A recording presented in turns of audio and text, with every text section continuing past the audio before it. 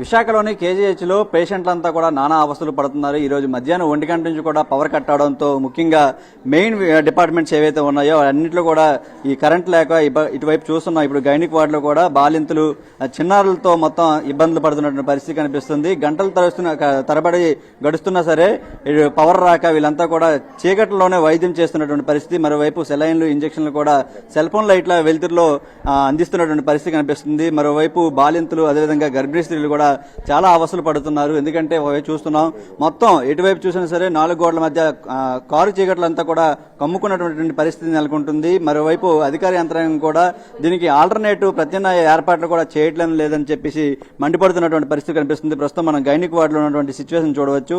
మొత్తం చీకట్లలోనే ఎటువంటి వెలుతురు లేకుండా గాలి కూడా ఆడకుండా చిన్నారులు సైతం గొక్కపెట్టి ఏడుస్తున్నటువంటి పరిస్థితి కనిపిస్తుంది. మరోవైపు తల్లులు కూడా తలడిల్లిపోతున్నారు. ఎందుకంటే కరెంట్ లేక వీళ్ళంతా కూడా ఇబ్బందులు ఎదుర్కొన్నటువంటి పరిస్థితి కనిపిస్తుంది. ఎప్పటి నుంచి అమ్మ కరెంట్ లేదు? ఇబ్బంది అంతా కూడా ఎప్పటి నుంచి ఉంటుంది? 12 గంటల నుంచి. ఏమంటున్నారు వీళ్ళంతా కూడా సిబ్బంది ఏమంటున్నారు? ఎప్పుడు వస్తుంది కరెంట్? ఎప్పుడంతా 11 గంటలకు వస్తుంది అని చెప్తాను. అమ్మ ఎలా ఉందమ్మా ఇప్పుడు ఆరోగ్యం అంతా? బాగానే ఉంది సార్. నాకు కొంచెం నీరు పట్టిందని భయంగా ఉంది. ఇబ్బంది అవుతుందా ఇప్పుడు? గాలి ఆడడం లేదు అంతా కూడా? లేదు, విసురుతాను. గాలి లేకపోవడంతో ఇబ్బందిగా ఉంది.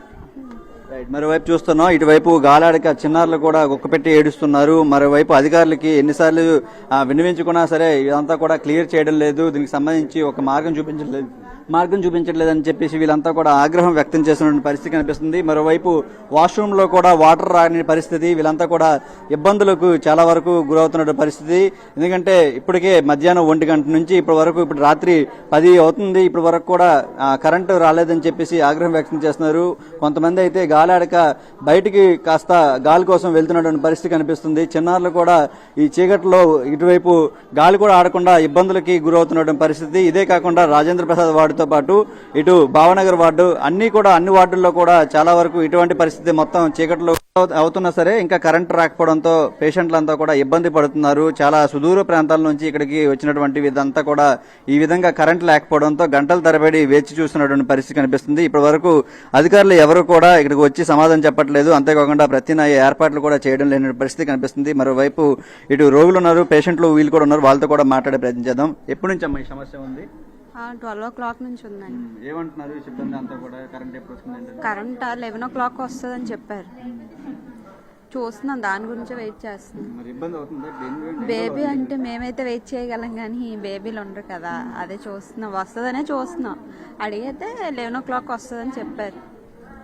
ఇటు పవర్ కట్ అవడంతో ముఖ్యంగా ఇటు బాలింతలతో పాటు చిన్నారులు కూడా పసికందులు వీళ్ళంతా కూడా చాలా ఇబ్బందులకు గురవుతున్నటువంటి పరిస్థితి కనిపిస్తుంది. ఎందుకంటే వీళ్ళంతా సుదూర ప్రాంతాల నుంచి ఇక్కడికి వైద్యం కోసం వచ్చిన వాళ్ళు. ఈరోజు మధ్యాహ్నం నుంచి ఇదే పరిస్థితి కనిపిస్తుంది. మరోవైపు వాష్రూమ్ లో కూడా వాటర్ రాని పరిస్థితి, అటువైపు కూడా ఇబ్బందులు ఎదుర్కొన్నటువంటి పరిస్థితి అయితే మనం విశాఖ కేజీహెచ్ లో చూస్తున్నాం. ఇటు గైనిక్ వార్డుతో పాటు ఇటు సర్జరీ డిపార్ట్మెంట్లు ఏవైతే ఉన్నాయో వాటిలో కూడా ఈ విధంగా పవర్ కట్ అవడంతో ప్రధానంగా వీళ్ళంతా కూడా తీవ్ర ఇబ్బందులకు గురవుతున్నటువంటి పరిస్థితి. రోజులు నిన్నటువంటి చిన్నారులు పసికందులంతా కూడా ఈ విధంగా చాలా అవస్థలకు గురవుతున్నారు. ఇప్పటి వరకు కూడా అధికారికి సంబంధించి ఈ ఎవరైతే హాస్పిటల్కి సంబంధించి అధికార యంత్రాంగం ఎవరు కూడా వచ్చి వీళ్ళకి కనీసం ధైర్యం కూడా చెప్పడం లేదు. ఎందుకంటే ఈ విధంగా గంటల తరబడి సుమారు 7-8 గంటలు అవుతుంది. ఈ విధంగా చీకట్లో అంతా కూడా కమ్ముకున్న పరిస్థితి. ఎవరికి కూడా కరెంటు ఎప్పుడు వస్తుందని ఏంటో కూడా తెలియట్లేదు. మరోవైపు వర్క్ జరుగుతుంది అంటున్నారు. ప్రత్యామ్నాయంగా జనరేటర్లు కానీ ఏర్పాటు చేయడం, ఫ్యాన్లు ఏర్పాటు చేయడం ఇటువంటివి ఏవి కూడా కనిపించకపోవడంతో మరోవైపు సిబ్బంది కూడా సెల్ ఫోన్ లైట్ల వెలుగులో సెలైన్లతో పాటు ఇంజక్షన్లు కూడా ఇస్తున్నటువంటి పరిస్థితి ఇప్పుడు ప్రస్తుతం విశాఖలోని కేజీహెచ్లో ఇలాంటి దుస్థితి చోటు చేసుకుంది. మరి వీలైనంత త్వరగా దీనికి సంబంధించి పూర్తిగా విద్యుత్ వచ్చి మొత్తం కరెంట్ అంతా కూడా సప్లై చేసి ఈ సమస్యని పరిష్కరించాలని వీళ్ళంతా కూడా కోరుతున్నటువంటి పరిస్థితి మనం చూస్తున్నాం. ఇదే విధంగా కేజీహెచ్లో గత 7-8 గంటల నుంచి మొత్తం చీకట్లోనే ఈ విధంగా వైద్యం కూడా అందుతున్నటువంటి పరిస్థితి కనిపిస్తుందని చెప్తున్నారు. మరి వీళ్ళంతా కూడా ఎదుర్కొన్నటువంటి ఇబ్బందులను వీళ్ళంత త్వరగా పరిష్కరించాలని చెప్పేసి ప్రధానంగా డిమాండ్ చేస్తున్న పరిస్థితి కనిపిస్తుంది. ఇటు ఏజెన్సీ నుంచి అదేవిధంగా ఇటు శ్రీకాకుళం, విజయనగరం ఇతర ప్రాంతాల నుంచి సుదూర ప్రాంతాల నుంచి కూడా ఇక్కడికి వైద్య నిమిత్తం వస్తూ ఉంటారు. కొన్ని వేలాది మంది వస్తున్నటువంటి హాస్పిటల్లో ఇటువంటి పరిస్థితులు కూడా చోటు చేసుకోవడం చాలా విమర్శలకు తావిస్తుందని చెప్పుకోవాలి.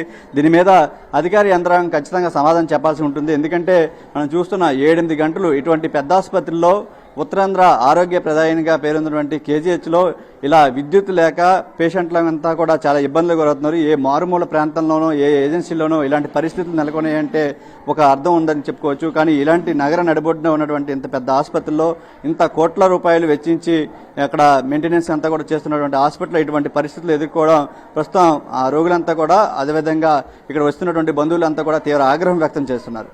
కేవలం ప్రసాద్తో చిరంజీవి ఎన్టీవీ విశాఖ నుంచి.